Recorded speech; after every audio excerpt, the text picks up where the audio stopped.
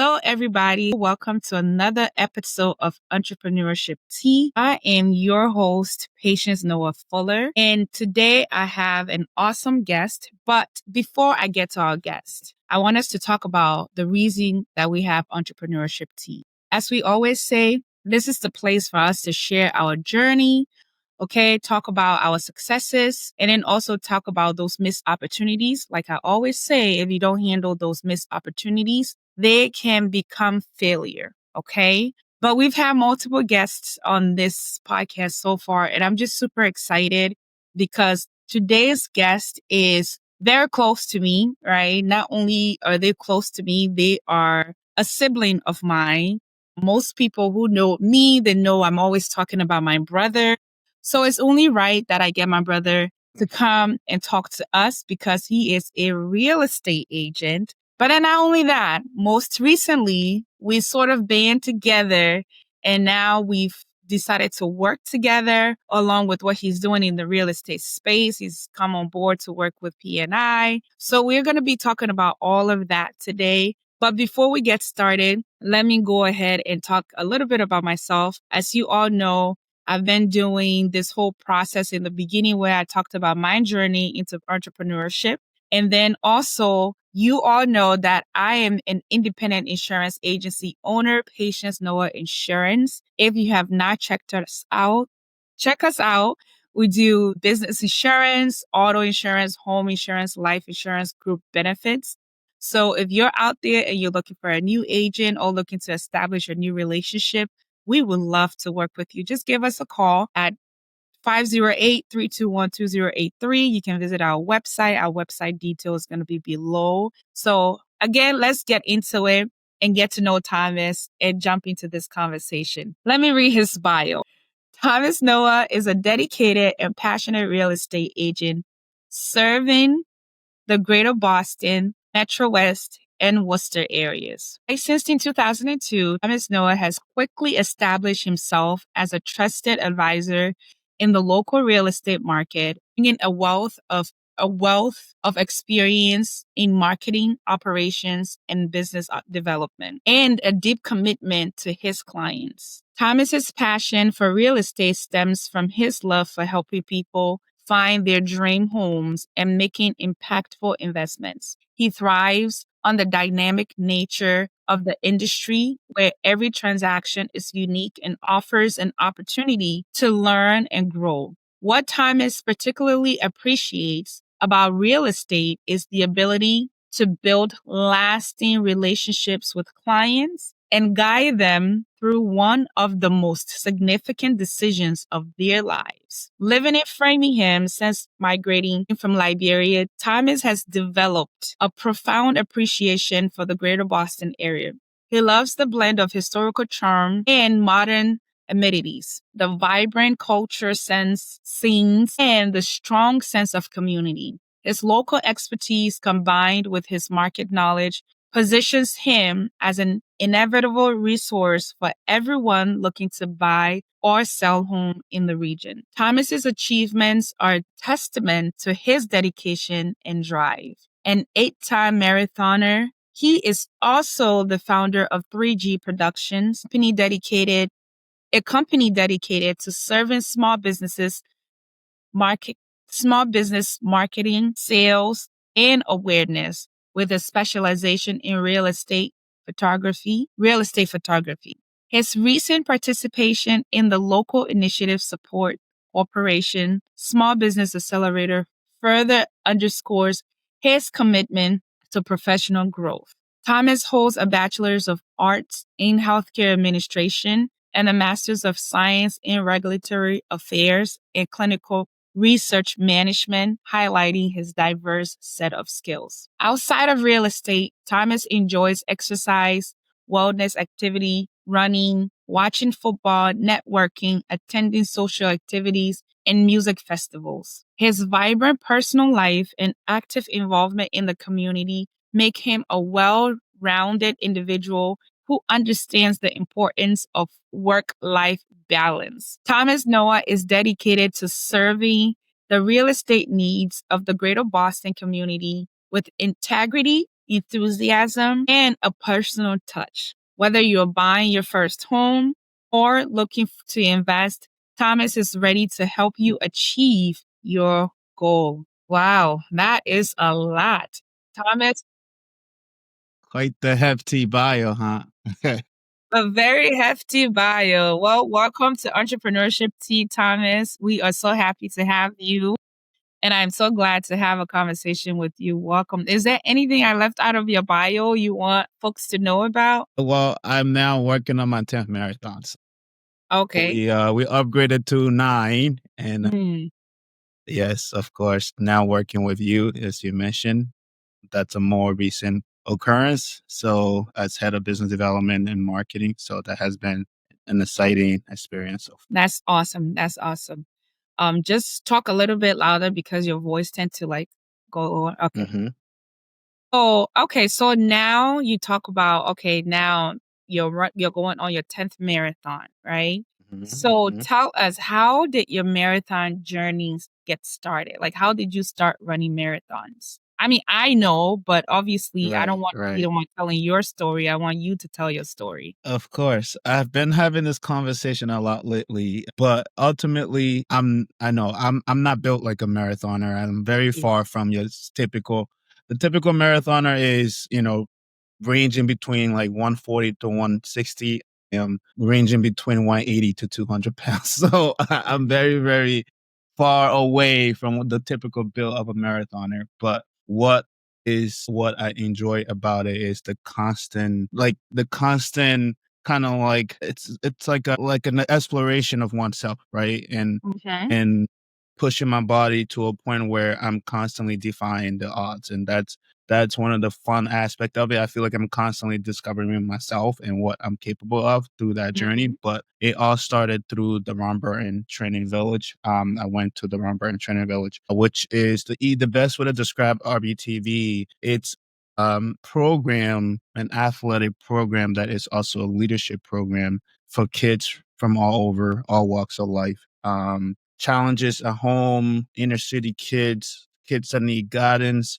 Um, it provides the support and the guidance and the education and the morals and values that is needed to really excel in all aspects of your life, especially Hmm. that educational journey through school, the toughest time of our lives, which is middle school and high school, and really trying to discover who you are and where you belong and what groups you belong in. RBTV helps guide that, right? And set you up in the path that separates you from everyone else. Particularly specific to running, Hmm.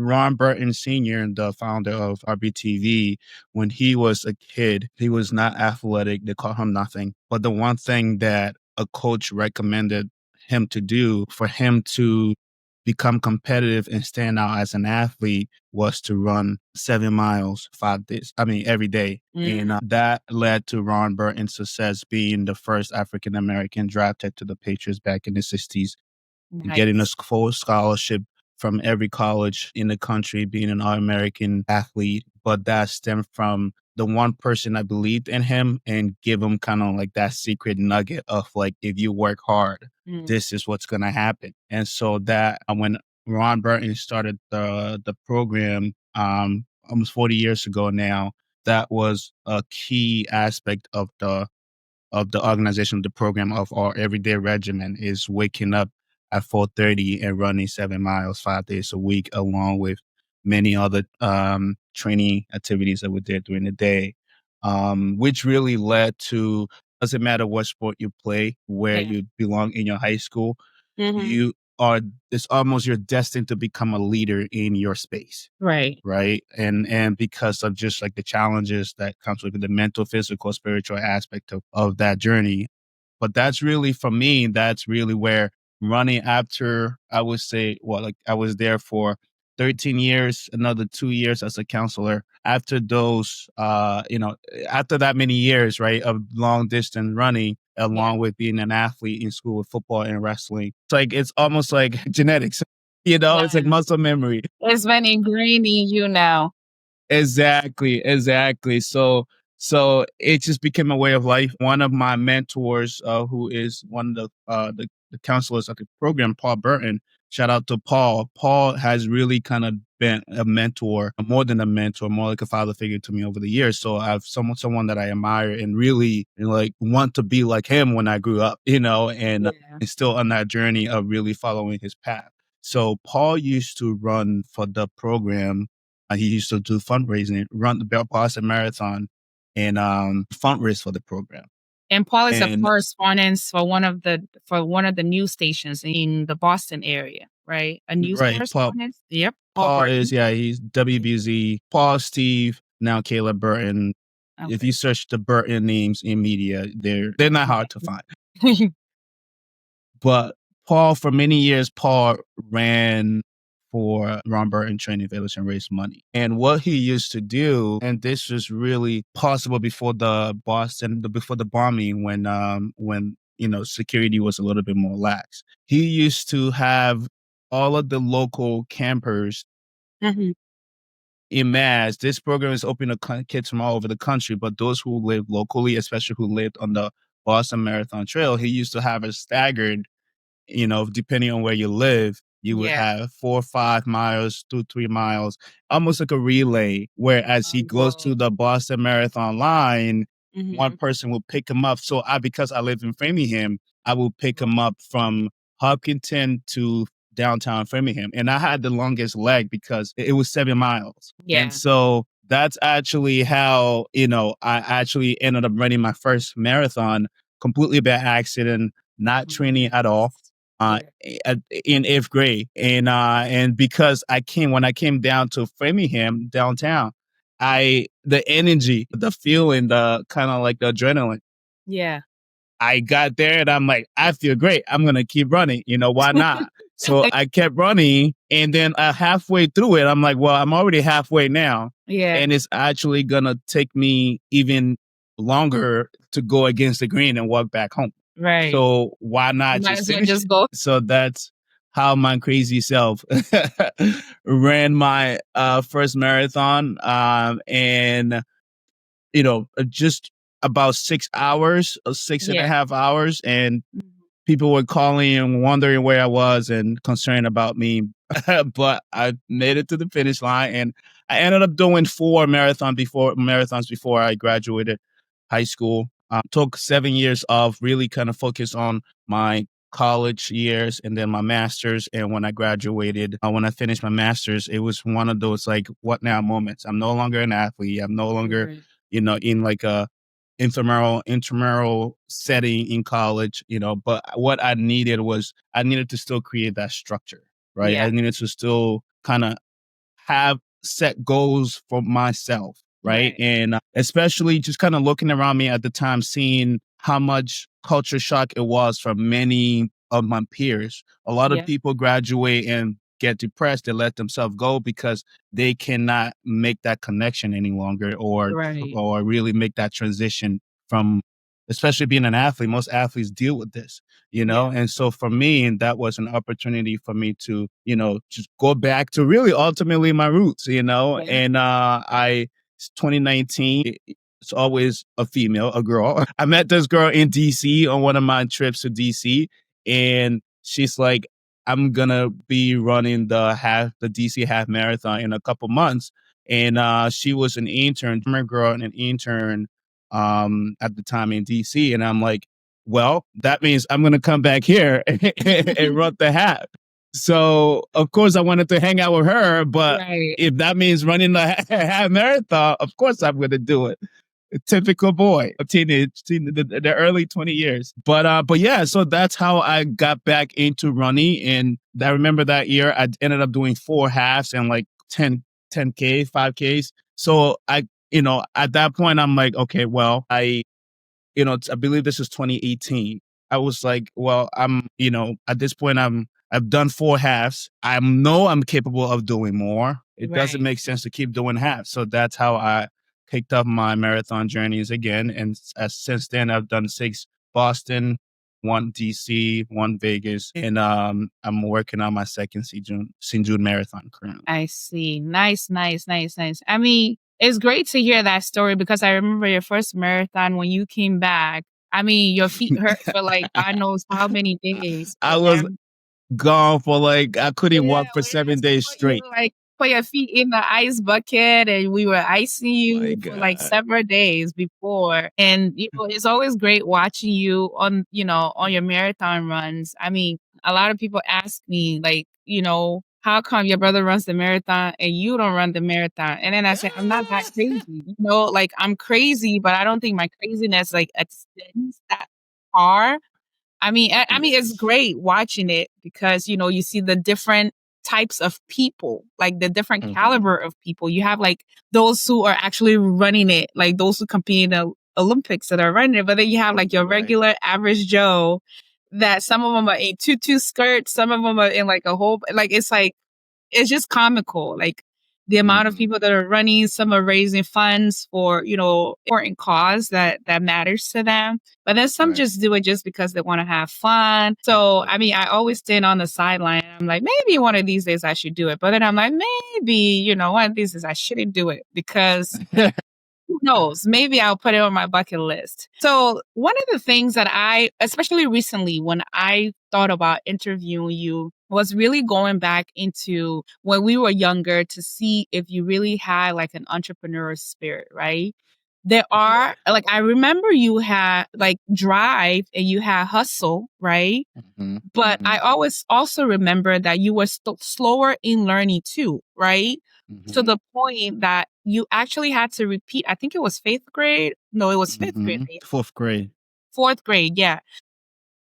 No, it was 5th Yes. grade. Yeah. 5th grade. Yeah, Yeah, it was 5th 5th. grade. So, Mhm. I think after you repeated 5th grade and then we transitioned to the Mhm. US, something just changed in you. And although you are not like me, you've always been quiet, you've always been reserved compared to me, Mhm. right? Tell us, do you have like were you one of those people who were like, okay, well, when I grow up, I want to own a business? Or I mean, like I remember during the summertime, you will help people rake their leaves and things like that, right? Mhm. But what was your mindset? Like, what was going through your mind when you were growing up? Yeah, no, that's a wow. Yeah, it's reflections that I haven't had in who knows how long. But yeah, and it's funny that you talked about me being reserved and quiet, and Yeah. I feel like I'm constantly having to convince people that I am actually naturally by nature like a quiet person, but Yeah. people don't seem to believe that. Like I'm not really like an extrovert. But Yeah. it's hard for people No. to I mean, like realize that. growing up, I never remembered you as the one who will go and make friends, like how I was, where okay, I could Yeah. walk down the street and make friends. Like you've always been on the Yeah. quiet side. And Mm. being siblings, it felt like you were almost like the easier one to deal with compared to me, right? I mean, anyone next to you would seem like the bad kid because you were just that quiet. You were Right. compliant, you were easy to fool with. Like you just went along with everything. So tell us, Right. like what were you thinking as you were growing up, your formative years and things like that? Yeah. I mean, so just to go of the just having kind of like the entrepreneurial spirit, that's you're 100% as you remembered it. I've always had that. Yeah. Like I was the kid all through middle school during the fall season, during spring. I would do spring cleaning, I would do fall cleaning, I would get people together, and that's also like the leadership qualities that I've always had. Didn't really think of it. I've always been a person that brings people together Yeah. and convince people to do the craziest things. And so I would gather people to, either join me to rake leaves, go door to door knocking, right? Things that people Yeah. talk about Yeah. now, the scarier aspect of sales that I Right. was doing, not even thinking about in middle school, going door to door, knocking on strangers' doors and Mhm. asking them if I can rake their leaves. And Yeah. even in the winter, like in a Shovel their blizzard. I snow. remember I used to be, Yeah. yeah, I would look forward to like to blizzards to have snow days and call Yeah. my friends, and then we go. Literally, some days we make thousands of dollars in a Yeah. day. Yeah. And eventually I started to figure, especially when it comes to just understanding the neighborhood, I started to figure out where the older folks were, where they live, and that's where Yeah. I kind of targeted them and went and tried. That's how I was able to. I think that was like the early days of the entrepreneurial spirit that we don't really think about. But for me, Yeah. that's something that was always within me. On the academic side, like you mentioned, I was always a slower learner. Whether it's because of our academic, as you know, like we grew up in the Civil War. Yeah. The way I always explain it is the most crucial years of a kid's life, those Mhm. early years in elementary, those foundational years, Yep. I missed those opportunities. I didn't have Right. the blessing of having that Yeah. consistently because, from the time I was a kid, I was constantly being moved in and out of school Yeah. to into safety because of the war, transitioning from Yeah. school and all these things. And then when we came back to Liberia in our older years, the bribery was so insane that Yeah. like rather than the focus on developing a student, like Yeah. imagine being a kid and being asked to bribe. Like I don't Yeah. even have the money to eat. How am I gonna find the money to compete against these other rich kids that have the money to then Yeah. pay the teachers? So there's no focus in actually developing the child. Yeah. Also, I mean, I'm not sure if that's a direct correlation, but I think I missed those years. And so it made learning always challenging for me. Even coming in that led to a lot of insecurities for me growing up, coming here and being left. So I think you picked up on the transition faster. Yeah. It took me a little longer to kind of to adapt to this society here, and then so I got held back, and then even like middle school, high school, like mom really invested in my education. I think that's the one thing Yeah. that I appreciate so much about my mom. She was so consistent in paying for private tutors, Yeah. and staying after, like going on weekends, actually Yeah. driving me into these different tutors. And then when I came into high school, of course, realizing after I got into high school, the challenge, I was still finding academics challenging, but Yeah. what motivated me was the Robert and Training Village. When I Yeah. realized that there was an opportunity for me to get a full ride to school Yeah. for academics, I worked at it, and Mhm. that was the key motivational factor for me. I put in the time. I would stay after school every day, even before my sports practices, stay after school, stay late, and really worked at it until I didn't really get the confidence academically, honestly, till I started my master's. And Oh, wow. even through college, Stonehill was great for me because Stonehill, I was surrounded by some of the smartest kids in the country. Mhm. And that it's one of those things where like you either have to step up to the plate and prove that Right. you belong, or you can get out of here, right? But of course, I was also the pressure of being on a scholarship and having to represent the Robert and Training Village as a student, and being there for academics. They're giving me a chance.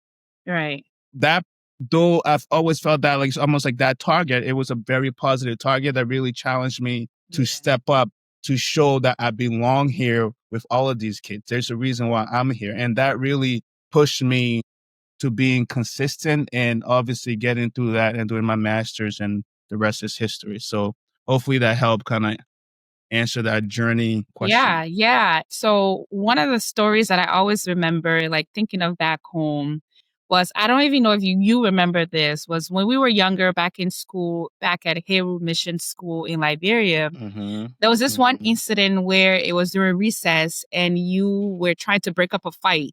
But in the Mm-hmm. process of you breaking up a fight, the kid that was getting beat up had old uniforms and you were trying to break them apart. You tore his uniform and then you end up getting in trouble and you got your butt whooped. Right? Mm-hmm. Yep. But it's not just regular butt whooping, but they use what we call the fufu stick. And for, I don't know if we have that many Liberians that remember that era of Heru Mission School that are watching. But back in the day, they usually, like other schools, like, yeah, African schools, they beat you. I mean, they still do till today. But Mm-hmm. for us that went to Hewu at the time, they used like fufu stick that was literally structured like fufu stick, like really thick, like this thick in diameter. And they will literally beat you. And I remember that afternoon, like yesterday. I always remember that afternoon. And I remember like begging the vice president, Mr. Barr, like to beat me instead of you. and I was trying to advocate for you. You were trying to stand up for someone. Do you remember that story? I do. I'd never remember why. Right. I Yeah. do remember. I remember the story specifically because you've shared it before. But trust me, I remember that particular moment because that was one of the biggest whoopings that I've gotten. I've gotten a lot of whoopings because I was also like an idiot of a kid, but and did dumb things. So I always got my butt whooped both at home and at school. But that Yeah. one in particular, I 100% remember that. Yeah, yeah. I think it was because you had tore someone else's uniform while you were you were trying to stand up for him because the other kid was trying to be a bully to him. And I remember, like, those are some of my memories when I think about you, because I always say that you are such a nice guy. Like, I've yet to Mhm. meet anybody that's like, yeah, that time is that I don't like you. If which no one has come to me, I haven't heard it from anyone.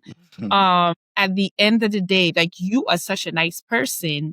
You're always trying to watch out for people. You're always trying to look out for people, sometimes to your own detriment, right? Sometimes to Mhm. your own detriment, but you're always like constantly. And I always tell people this that, you are actually one of the nicest human beings that I know. And it's not because you're my sibling, it's just because that's Mhm. just who you are. And all of us have similar experiences with you. Like, what Mhm. about you? Or I guess the question would be like, what made you decide to be like this nice person? I mean, like, I'm nice, but to a degree. But I feel like for you, like, your niceness is, somewhat like, I'm a little bit snippy and, I have my Uh-huh. days.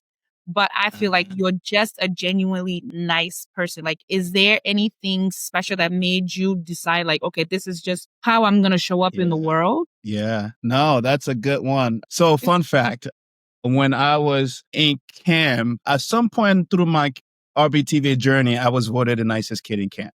Okay. And yeah, and that was a big award. That's a special one because it was the one award that was voted by the whole entire camp program as a whole, from staff to students, all the above, counselors, everybody, right? They Yeah. vote on the nicest kid in camp, nicest guy in camp. And so that means a lot to me because that's really what described my character as you Mhm. described it, right? But Yeah. also going through the Burton program, one of the messages that always stuck to me, which was one of Mr. Burton's messages, is people like nice people, Yeah. right? People like nice people. You don't know who is watching. Mhm. You never know who's in the room, Yeah. and you don't know. But also through the years, I've recognized that the the impact, that, for example, right? I think one of my favorite qualities and one of my favorite compliments that I receive from people is when people walk away and when people meet me, they always have that feeling like I feel like I know you, or they feel like they're open to me immediately, Yeah. and they feel that immediate comfort, right? Yeah. And the other thing is, like, they feel like I meet people at their level. My goal is to never talk to someone and they feel like they're beneath me. Right. Right. And I always say that, like, it doesn't matter where I am, you can put me in the room of thugs and I'll adapt. You can put Yeah. me in the room of CEOs and I'll adapt. Right. And that's really because of just the ability to connect with people Yeah. and meet them where they're at and make them feel, like they're my equal, Yeah. and I think it's not something that I necessarily worked at. Of course, the Burton program, I chose a path of, like, treating people with love and treating Right. people with respect. But at the same time, I think that's also a gift. I don't think that's Yeah. something I necessarily, like, like I had to actively work on. It was really just, I think, a gift that I have when it comes to people and being the connector. Like we talked about even younger, I've always advocated for people. I've always been someone to bring people together, Yeah. So I don't know. Yeah. No, no. I think for me, like, just experiencing that as your older sister, because sometimes some people think that you're older than me. Nope. I am 2 whole years older than Thomas, like almost 3 years. Like, maybe like 1 year, 11 months and Well, some we're change. exactly 2 years apart Shy because of we're 12 months. Yeah, shy of yeah. 2 years. because whatever day your birthday falls on the following week, that same day is the day that my birthday falls on. So if you had waited one more week, we would have had the same birthday. But it's good that we don't have the same birthday because we can celebrate weeks from apart, you know. Well, But I think, you know, it's great that inherently, like, meeting genuinely nice people is hard. And as I've become an adult, navigated the world, you know, is still navigating the world, it's difficult to meet people that are just genuinely nice people, right? That they don't have any ulterior motives, you know, or, you know, you can feel safe when you're around them and talking to them. So for you, I think that's a gift, and continue to harness that gift as you know, develop into whatever man you want to be along the line in your future. So now let's talk about entrepreneurship. Actually, before we go to this, I will say it's great that the Ron Burton camp has the women's division now, because I mean, you talk about the fact that you being in that camp, you were getting certain tools that sometimes I felt like I wasn't getting those tools, right? So for me personally, while you were getting, okay, you were getting the tools to help you get disciplined, right? To help you, like, I felt like the Ron Burton camp really helped you guys to become young men who will show up as community leaders, community, you know, advocates and things like that. They trained you guys to be leaders in your community, right? Whereas I didn't have that outlet where I was going to a camp for them to train young women to be X, Y, and Z, right?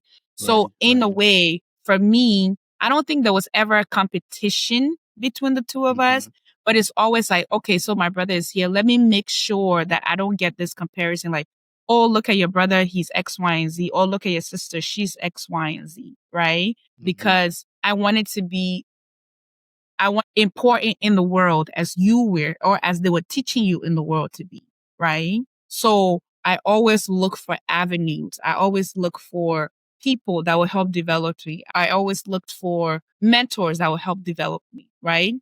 So this is a great segue into mentorship and where I'm leading, where obviously you got the Ron Burton opportunity through a teacher of yours, right? And then while you were there, you met so many wonderful people who ended up, like, you met, you know, obviously Paul over the years, and then you ended up meeting Alan over the years, and you've met countless of mentors over the years that have guided you to be the man that you are now. Tell us a little bit about the importance of a young man having mentors in their life to guide them through life. Yeah, I mean, that's huge, especially for us, you know, growing up in a single parent household, especially as a you know, as a boy, right?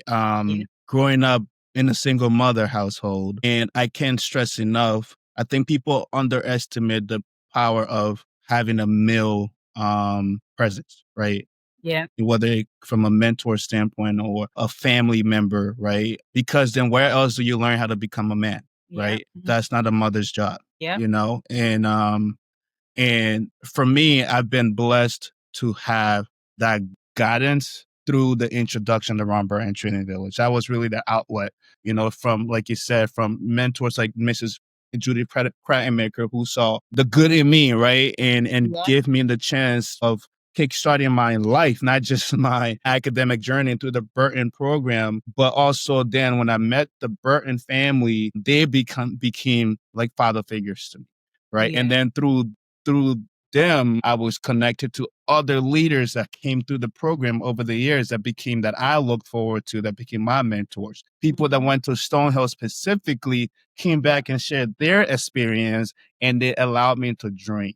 You know, that is so key, and the exposure, because that's what mentors do. When you're exposed to something different, it helps you dream. And like by me being surrounded by so many great men, both in businesses and in faith, really helped guide me over the years and kept me structured, kept me disciplined over the years. And that's why I'm so passionate. For me, I'm so passionate about mentoring young men and women, because like I always say, I'm a product of it takes a village to raise a kid, you know? And the reason everything that I am, that I have, is because of people who invested in my life. And so I Right. always want to make sure when a young man or women approach me and say, "Hey, Thomas," like, I always want to make sure I give them that time, Yeah. because it's a no brainer for me. If I didn't have that guidance, I wouldn't be where I am now. And I can't stress it enough, especially if for a young man who cannot find that at home, it's important to go seek that elsewhere. Yeah. So before we get into your entrepreneurship journey and how Mhm, you actually started into entrepreneurship, let's talk about what it's like being your sister, right? mhm, What is your experience of me? Because in my opinion, I think I'm a wonderful sister, if you ask me, mhm, right? But what, from your perspective or from your vantage point, mhm. what has your experience been like with me being your older sister, even though we're not like that much apart in Yeah, age? But what right. has that experience been like for you? Yeah, I think even when people find out now that we work together, they're always like, "Oh my goodness, I wish I had that relationship with with my sibling." Like, or like the thing that people always say, it's like you must have a level of respect for your sister, kind of thing. Like, it's like, of course. I don't know why, like, that Right. surprises people Right. so much, because we live in such a toxic world, and when it comes to Yeah. especially families and siblings, Yeah. that is like, it's a shocker that, like, you have a sibling, brother and sister working together, Mhm. but we've always been that way. We've never, like, we fought on silly things, as kids, but, like, I always say, because we brought each other up, right? Yeah. Like, we never, from way back in Liberia, in the chaos, to growing up in Framingham, like, our Yeah. mom working 24/7, multiple jobs. We never Yeah. saw our mom. So, like, we really had to be responsible for each other, and look, we've always had each other's backs. Yeah. So there's, there's no surprise there. And that's also the thing too, you alluded to earlier. We never competed against each other. Yeah. It was never been like a comparison thing. So like, you even growing up, like, through the community, you were always involved with the community, with the Liberian community specifically, and through pageant. And it's always also cool being able to also, as you know, what's funny? People I always get compliments on my fashion sense. Yeah. And I always say my sister was a pageant queen. I've always grew up around women. Even when we're back home in Liberia, I've always grew up around women cousins. I've Yeah. always been around women. So, like, and then kind of watching your journey as a pageant queen over the years, as Miss Liberia USA, and all your competitions that I went to. And, like, that's one of the cool things I got to kind of, I don't know if it's necessarily related to that, but, like, just like for me, it's always been cool to kind of see, your path, your journey. And then, I think I came into the entrepreneurial space sooner, but it's Yeah. awesome to also see your journey into that space where, like, we're both now, like, owning that space together. Right. Yeah, but we've always had our own paths. We've always had our own journey, own communities, Right. you know? Right. We've always been going left, one person, okay, as long as you go left and I go right, and then usually at some point we come and meet in the middle type of thing. But Right. we've always had our own Exactly. communities that we relate to and things like that. But one thing I'll Right. always say when people do allude to the fact that we work together, it must be cool. It's like, no, like, there's that respect. Like, Right, that's and it. that respect came from our mothers specifically, like, just telling us, like, you two are the only two that you have in the world type of thing. Like, I Mhm. remember, like, when we would get into those silly fights, like, she would make us, like, her thing was, like, she was just adamant on making sure that we don't fight with each other because you and I are the only two that we have in the world. And for me, my Mhm. question will always be like, well, I mean, I'm not that much older than him. Why do I have to have this sense of responsibility for him in a way, right? But Right. she always said, like, no, like, being older, it doesn't matter if you're older by 2 minutes, but you're still the oldest. And for Mhm. that, for me, especially now that I'm getting older and things like that, and, I understand what legacy is, what building means. Like, in sense of building, right? And in sense of, again, having community and having that family dynamic, which I think is something that's sort of like dissipating in this world and with our generation. You have people who don't want to live down the street with their family members anymore, right? They'll rather live 7 hours plane drives and things like that, which there's nothing wrong with that, right? But one of the things, and I actually said this in church recently, if I hadn't come back from Connecticut to live closer to us, right, with all the health issues, to live closer to mom, with all the health issues that she's having now, like, I wonder who would be here to help her, right? So for me, I think family is important. And between the two of us, there's always this respect. I know you respect me, and I know I respect you, right? Not just as, oh, okay, because he's my younger brother. No, because you're a good human being. So that allows me to respect you. And because I know that you have that respect for me, you never cross the line with me, I afford the same thing to you as well, right? And Absolutely. even now that we're officially working together, our path technically still doesn't cross because at the end of the Right. day, you have the area of the business that you're working on that you are extremely good at, right? The only thing that I do is really sit there and just give feedback and say yes or no type of thing, right? And it's been a great addition for the both of us to work together because all of us have our strong suits or things that we are just so good at that it's clear as day that this is what this person is good at, right?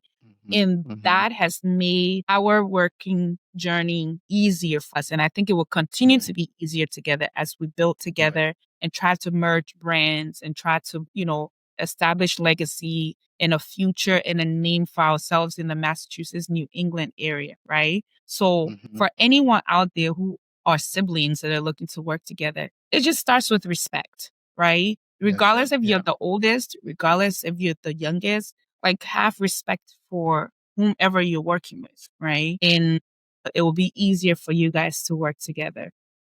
All right. So now that we're talking about work, let's come into work, right? So earlier this year, I approached you. I mean, after seeing your experience in the real estate for many, many years, obviously, like you said, you started into the entrepreneurship journey. You started your journey a little bit earlier than I did, maybe about a couple of years before I came into it, right?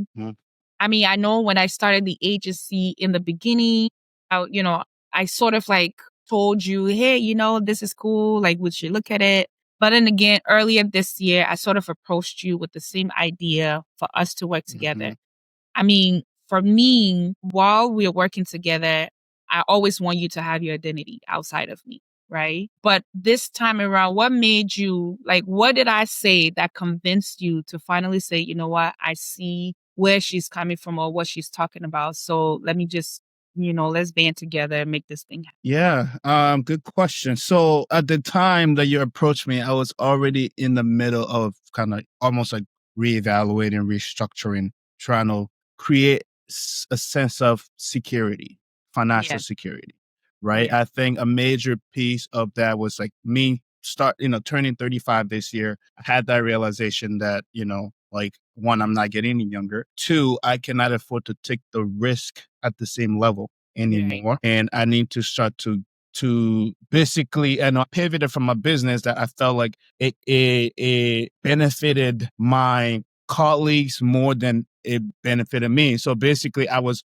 putting more time and money spent into something that wasn't necessarily directly moving the needle in my personal finances, but more so, if anything, draining right. and so it was really contradicting the direction I wanted to go. So I had to make that, as hard as it was, like any entrepreneur will have gone through, Yeah, that needed to pivot at some point in their life. As hard as it was a necessary move that I needed to make. And so when you approached me at the time when I was already in that mindset of like, okay, how do I create that security, that financial right, security? What are other opportunities out there that I can do in conjunction with real estate? Because right, for me, like real estate is it's a leverage, right? The goal for I always say, like, I'm giving real estate a strong 10 years. right, My intention is not to do real estate sales forever. And I right, had three specific goals that I want to hit before I exit the industry.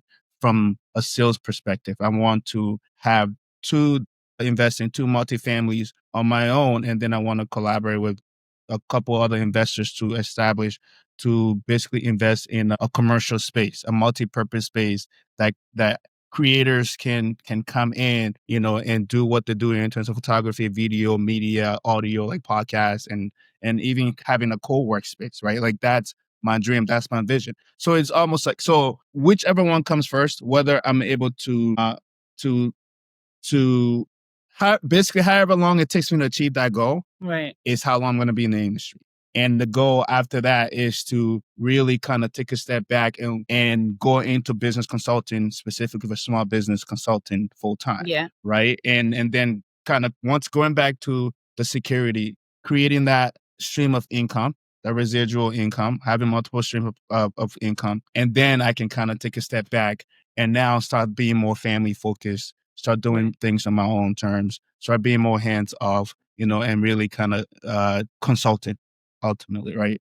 That is the goal. And that's so for me, but it takes time. In real estate, like any business, especially real estate, they say it takes 3 to 5 years to start to see success in real estate. I'm on my third year, right? And I'm starting to see and feel the momentum, the seeds that were planted over the past 3 years. So, but of course, real estate is an industry that fluctuates. Yeah. It's very, the market, there's a lot of things a lot of uncontrollables. There's a lot of exterior factors that really shifts the market. So for me, my ultimate goal is like, okay, this is where I've landed.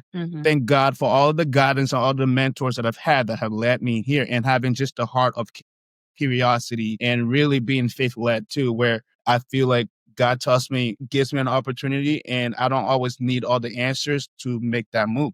And because of that, having that heart to receive and learn, I've gotten to where I am. And I'm very grateful for that. Right. And now to see the success and see the direction I'm taking, there's no doubt, despite how those some days, there are some seasons, it gets so hard that like I left the six-figure career, and if I stayed in there, it would have been a 7-figure, career by now. So there's that mental piece of it sometimes that just is that reminder, like, of course, sometimes like the short end of it, sometimes you're broke and you just want to go back and get a paycheck. 100%. The easy thing is because I can always lean on that. That's the comfort. I can always default into that, right?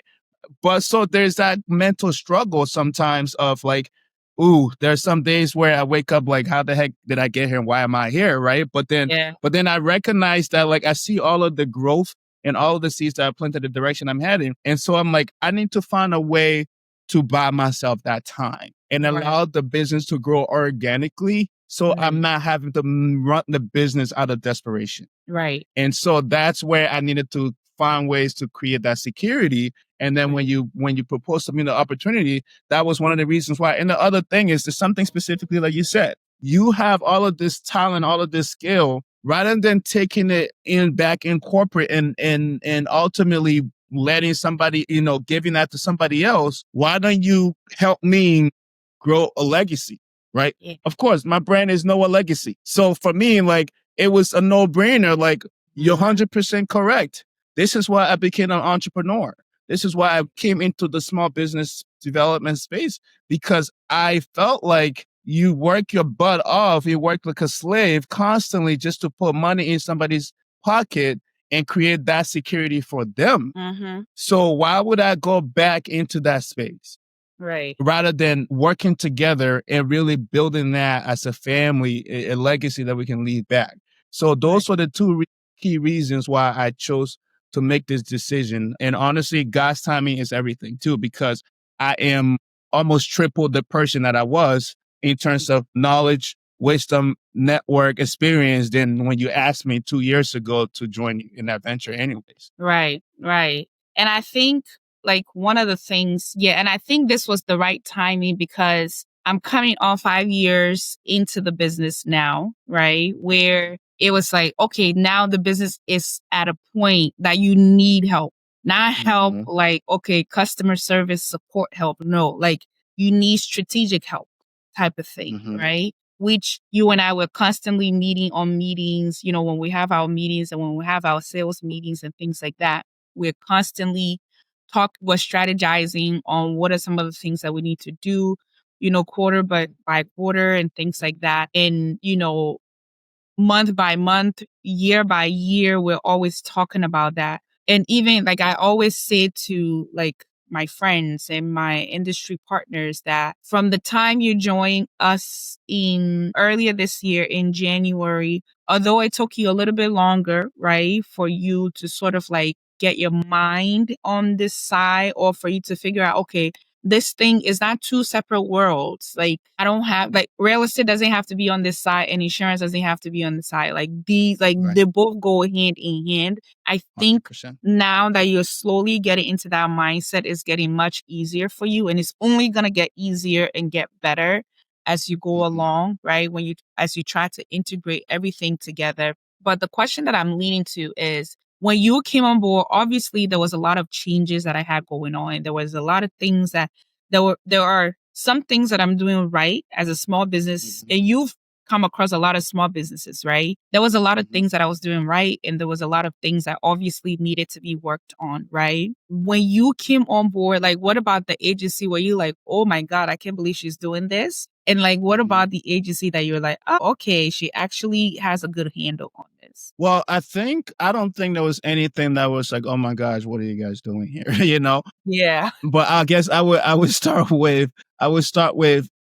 well, the thing is, like, I always say that, like, you own the space, right? Like, you are famous in the insurance world. So let's start Famous with is that. such a big So, word. like, I went to Jersey, and for, fun fact, I went to Jersey and into the selective insurance program, accelerated program for 2 weeks. And the second I got there, it's like, you're telling your patients Noah's brother? The second I heard the name Noah and like made the connection, like it's like I became the celebrity because I'm connected to patients Noah, and that has always been the case, there, especially even like before when I moved to Boston, Yeah. like you don't live out here, but you have such a huge network in Boston. And so Yeah. so I already knew that like you are great at what you do and you own that space and you do it extremely well and people admire you and look.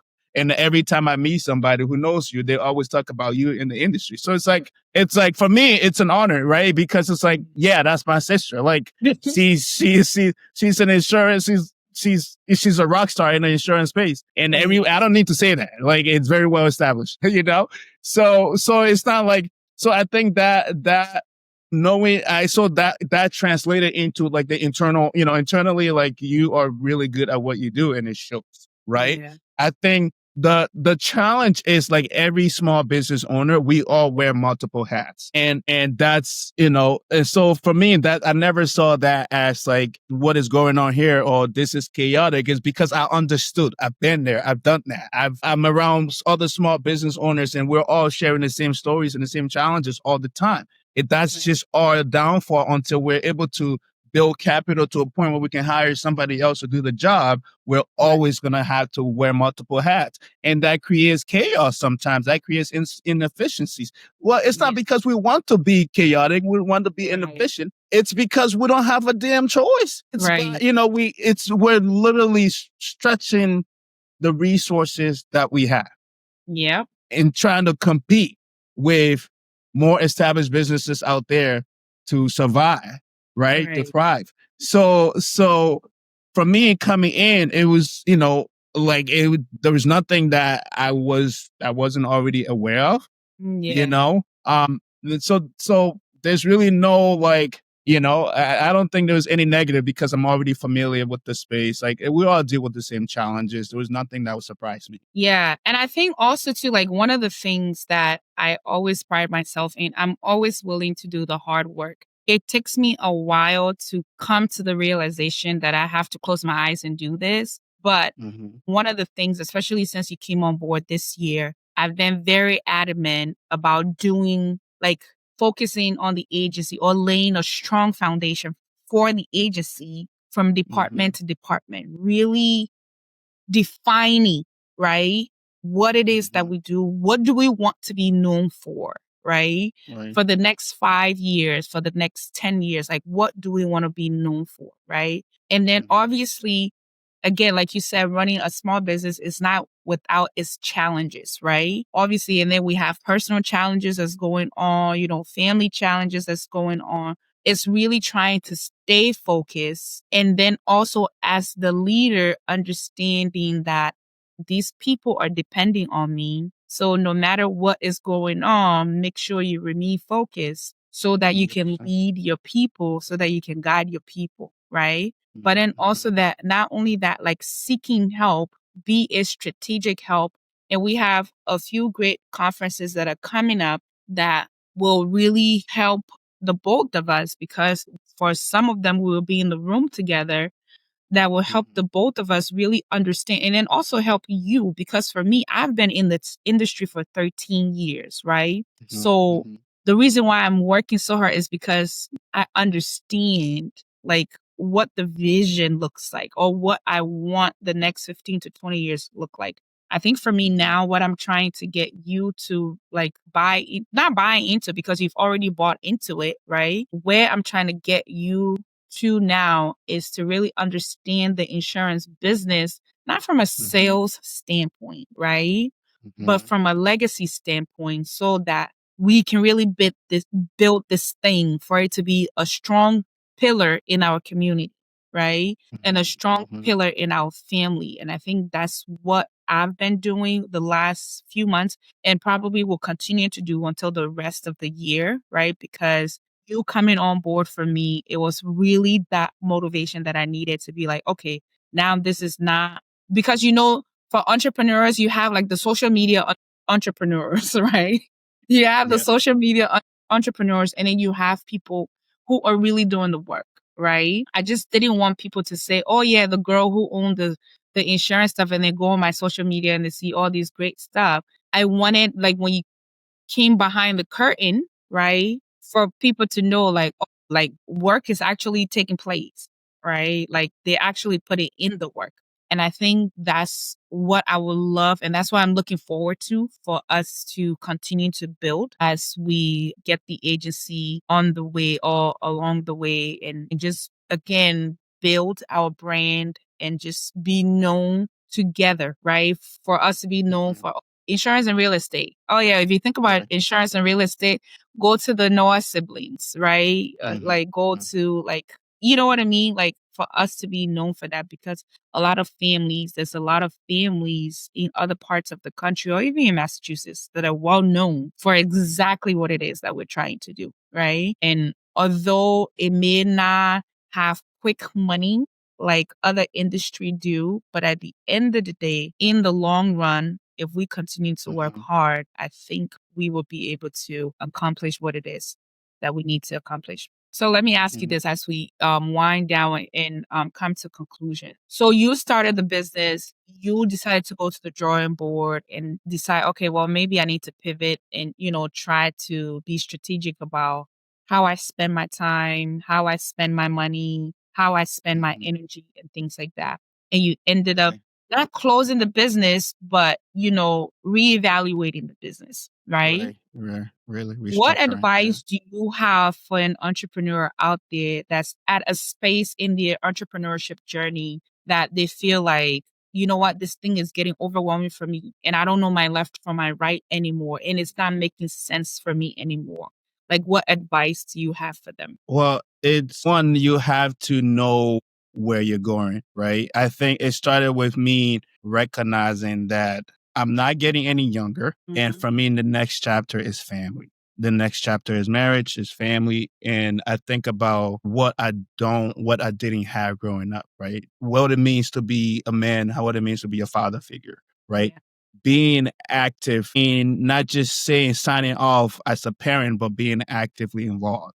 That's the kind of person I want to be. So I think about the whys, right? And like how Mhm. everything that I'm doing is really to buy myself time so I can live life on my own terms and never Right. have to think about a dime in my day and have to choose between my family and work. Yeah. You Yeah. know, so you have to know where you're going. And then because that's what will make you have to make that sacrifice and make those hard decisions Yeah. despite the discomfort. despite people not understanding it, despite you having to honestly like make a lot of people mad, despite taking the debt and everything else. Like Yeah. you have to know what the destination is. That will make it easier to make all of those tough decisions, So that's the first step is like just knowing where your destination is. And then just being bold in being, it's really the one thing that I've learned this year, patience. It's like Yeah. I've gotten to a point where like I feel like I have nothing to lose. Yeah. It's like, what else do I have to lose? Right? Yep. Like, and it's something I keep reminding myself to not take the shortcuts. Embrace the suck. Like literally embrace the pain, embrace the suck. You have to go through the fire. You Yeah. cannot try to avoid it, not through substances, not through this, not through that. You're going to wake up tomorrow and your problem is still going to be there. Yep. Right. And so like, and that's the other thing that I recognize. It's like, I've always been someone to like, I've always been resilient. I've Yeah. never strayed away from challenges. I mean, obviously like I'm a psycho, I run marathons. So like, Yeah. that's within me. But I Yeah. really had to learn this year that like, you know what? I recognize that I'm this close. Like the light is really at the end of the tunnel where I can see it. I can feel it.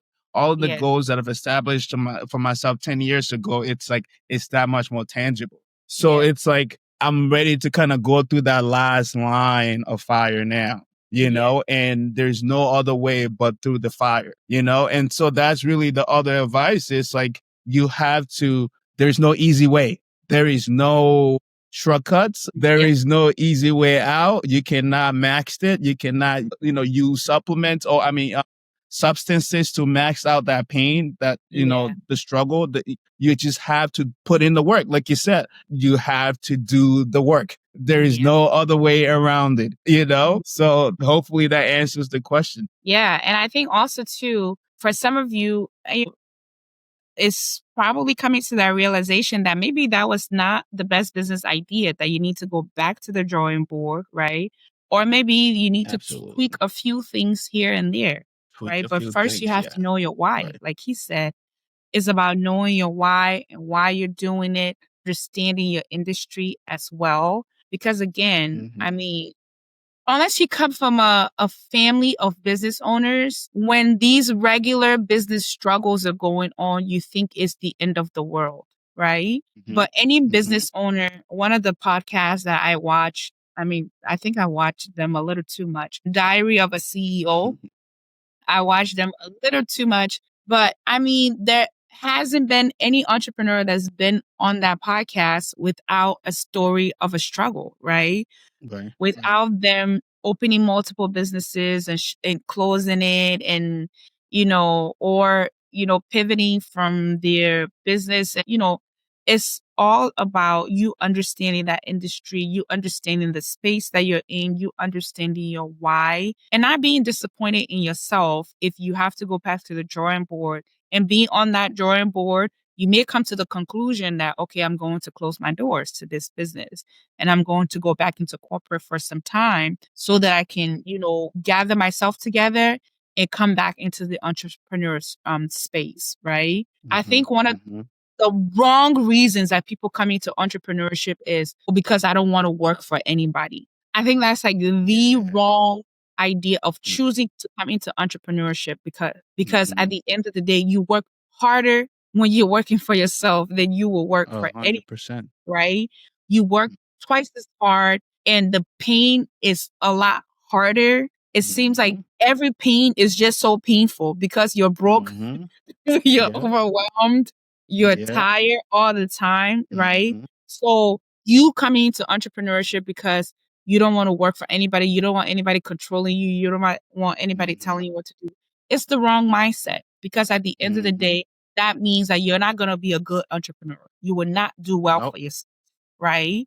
Nor, But nor will you be a good leader either. will you be a good you leader, know? right? Because at the Yeah. end of the day, how you treat other people when you're working for them or how you work for other people is that same measure, if not better, you're going to come and work for yourself, right? But if you say, oh, well, you know what, like, I don't like working for people, blah, blah, blah, and you have these people bearing the CEO title or the name badge, right? And Yeah. they're doing a whole bunch of nonsense out there. Sorry for, for lack of a better word. No, I'm not sorry. They're doing a lot of nonsense out there. It is Okay. nonsense. Um, so the advice is, again, like you said, go back to the drawing board, figure Mhm. out like really what it is that you're doing. If you have to pivot, if you have to join ventures with someone like we've done, right? Or if you have a sibling, if you have a friend that you guys will partner together, do it, because sometimes it's better doing it together than doing it alone, right? Absolutely. So yeah, so that would be my 2 cents that I'm adding to Mhm. that advice. So, what would you say is the future for us at P&I through your lens as our business development director? What should people Mhm. be looking forward to for P&I, as we continue to work together and Right. continue to build the legacy and continue to establish our brand and our, Mhm. put our stamp on the community and in the city of Boston and in the region of New England? What should people Mhm. expect from us? Yeah, I mean, it started with the vision that I have, started with the goal that you give me, right? The expectation that you give me of looking to expand to different locations in the next 3 to 5 years, Yeah. right? That requires a lot of work. That requires actually like looking at the current blueprint, Yeah. perfecting it, really, really like looking at auditing it completely, and Yeah. then basically fixing all the issues Yep. and all of the crafts and looking at, because ultimately what we want to do is we want to take this model, we want to take this like perfect system Yeah. and replicate it elsewhere. Yep. In order for you to do that, you had to master this system first, right? Yep. And that's where we had to start by mastering this system. And part Yeah. of mastering this system is looking at our process. How Yeah. do we replicate this? Is it even possible to replicate this? Part of replicating that system is the staff. Having Yeah. not just the staff, having the right staff. People who Yeah. have like-minded, the same mindset of growth mindset, not Yeah. people who are task driven, because they're Yeah. only going to slow us down, right? Yeah. So a part of it is the staff, but also like, and then, of course, the process and how does that process impact our customers. Like I Yeah. always say, and then this is something a lot of small businesses lack, is the understanding. We tend to be to like, because it's our baby, we tend to take it so personal, and we think like we have like this golden like product, when it's Yeah. like, no, your neighbor is doing the same damn thing. It's, we live in a very saturated world. Like everybody's doing the same thing. Like what makes you different is Right. really the reason why people are going to remember you. Why do people come to you? Because simply because they like you, they want to support your business. It's not because Yeah. you have the best product. No, Yeah. it's because they support you, they like you, they support your mission, the things that you're doing, your impact in the community, your brand, and all of these things, right? And so that's where we had to also now look at auditing those things and how do we compare? How do we make our brand more memorable? Yeah. And now when we can perfect that system, it's easy to replicate. Another piece of that is like something that we introduced is we hired an AI specialist to help us really like be more efficient, run the business more efficiently. Like how do we basically double our production, our income, revenue, everything with minimum effort and money? Yeah. Right?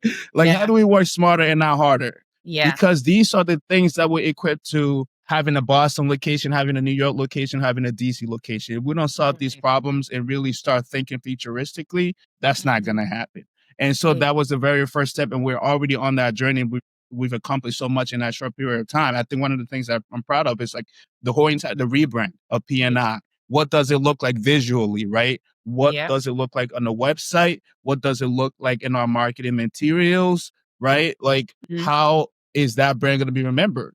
Right. And the next step is now like being more present, being more in the community, right? Yeah. Right now we talked about how like, yes, the company in terms of revenue will take a hit this year because we're focused on like really kind of like we take 2 steps back and really Yeah. looking at the roots in order to then propel in 2026.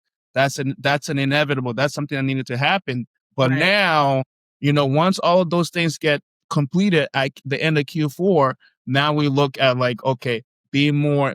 So in terms of like the future, expect to see us more out and about, being more customer facing, really engaging in the community, sponsoring different events, going to different conferences, being on leadership platforms, right? Yep. Because that's what we want to do, is be industry leaders, right? Not Yep. just get by, but really thrive, right? And be educators in the space, both in the real estate and in insurance. So a lot Yep. of exciting things that are coming, and ultimately all of the efforts that we're making in this year and leading to next year will be the reason why pretty soon people will see a Boston P&I, Boston location, New York, and everywhere else. Yeah. And, having more collateral that has the real estate plus insurance, Mm-hmm. combination Right. as we go along in the Right. community. Well, you summarize it all. I don't have anything to say. Do you have any last words before we shut this thing down? Yeah, I mean, just one, thank you for having me. This was fun. This was always, it's been a while since I actually been on a podcast platform, and I always find it very reflective.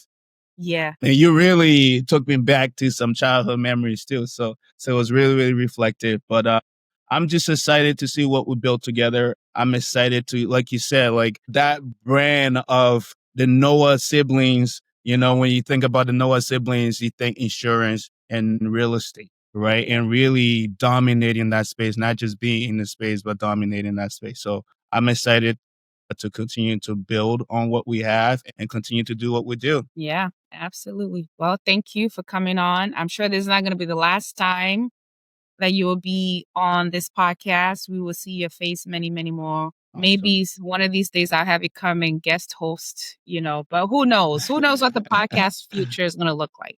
Maybe at some Right. point you might be my co-host. The more and more we work It together. would be cool to actually guest host and Yeah, host it and then put you in the hot seat. in the hot seat. Oh gosh, that would That would be be cool, interesting. right? You Yeah, you that be would be the awesome. guest at your own podcast. That would be interesting. Maybe during season 2, we'll start off with that in season 2. Yeah, Yeah, that that would would be be a good cool. idea. Yeah. But thank you so much for coming, Thomas. Enjoy your day, and I'll see you soon. Yes. All right. Bye bye. You can go to the back. Let me just record my, outro, and then we can go from there. Okay. All right, y'all. So you just saw this wonderful interview with my own brother, Thomas Noah. And I hope this interview sort of helped you understand who we are a little bit more, because, like, in some way we can come across like very mysterious, but we have had, a tough upbringing, coming from a single parent background. And the both of us would work really hard. Like, one of the things that I know about the both of us is we are hardworking. We're very consistent people, and once we put our mind to something, we will make sure that it comes to pass, like it comes to fruition. And I think that's what we're doing with this, this collaboration, coming together and try to create a legacy for our family and create a name for ourselves in the Boston area, in the insurance space, and in the real estate space. So I hope you enjoy watching this interview. If you are new to Entrepreneurship Tea, leave us a comment. Let us know how this episode impacted you, what you learned from us. And also, if you're an entrepreneur that's watching us and you would love to be a guest, feel free to reach out to me. I would love to have you come and share your story, come and share what it is that you see out there from other entrepreneurs so that people can learn from you. At the end of the day, we're all learning. This thing is a journey. We're all learning together. We're all growing together, right? So it's great that we can have people like Thomas to come and share their authentic experiences on this platform, and more guests that will come and share their experiences with us. So I hope you enjoyed today's episode. See you soon. Oh, don't forget to like us, share this video, subscribe to all of our social platforms, and listen to us on YouTube. Please subscribe to our YouTube channel, okay? Thank you. Have a great day.